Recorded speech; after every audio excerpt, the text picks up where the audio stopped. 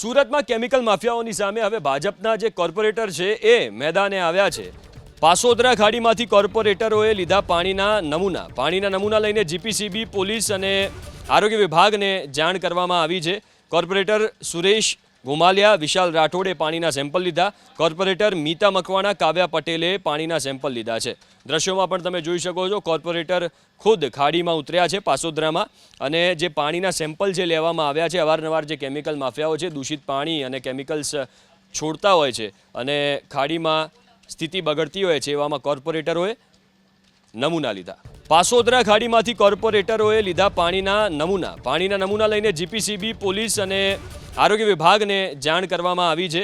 Corporator Suresh ગુમાલિયા, વિશાલ રાઠોડે પાણીના sample લીધા। કોર્પોરેટર મીતા મકવાણા, કાવ્યા પટેલે પાણીના સેમ્પલ લીધા છે।